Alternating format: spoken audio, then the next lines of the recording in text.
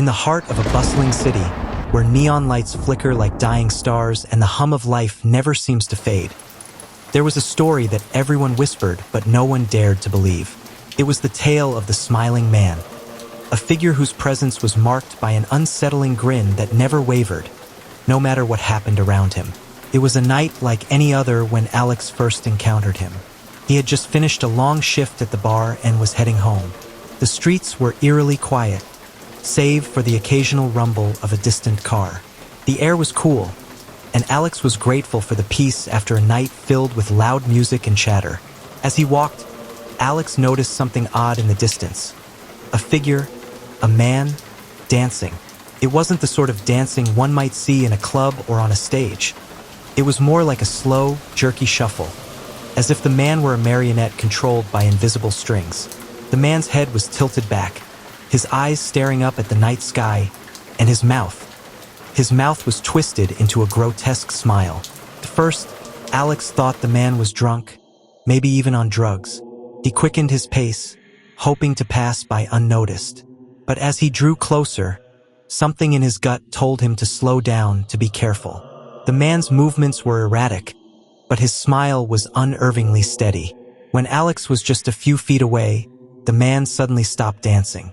He turned his head slowly, almost mechanically, until his eyes met Alex's. Those eyes, they were wide, unblinking, and filled with a disturbing emptiness. But it was the smile that sent a chill down Alex's spine.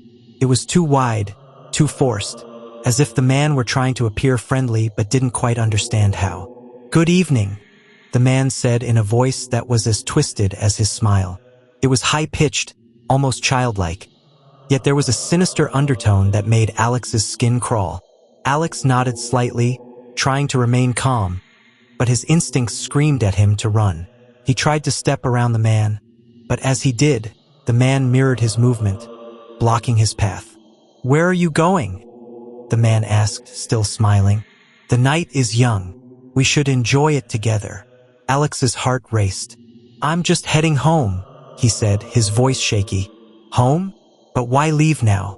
The fun is just beginning." The man took a step closer, his grin widening impossibly further. Alex took a step back. "I'm really tired. I need to get some sleep."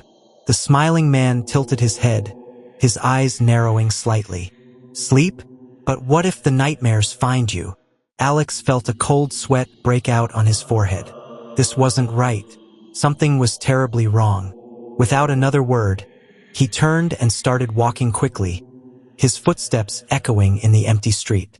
But the sound of footsteps behind him matched his pace. He didn't dare look back. He could feel the man's presence, feel that unnerving smile boring into the back of his head. Alex's walk turned into a jog, then a run. But no matter how fast he ran, the footsteps behind him never faltered. Finally, Alex's apartment building came into view. He sprinted the last few yards, fumbled with his keys, and practically threw himself inside. He slammed the door shut and locked it, his breath coming in ragged gasps. For a moment there was silence. Then, a soft, almost musical knock echoed through the door. "Good night, my friend," the voice on the other side sang. "I'll see you in your dreams." The knock stopped, and the silence that followed was suffocating. Alex backed away from the door, his heart pounding in his chest. He didn't sleep that night. He couldn't. Every time he closed his eyes, he saw that smile, those eyes, and heard that voice promising to find him again.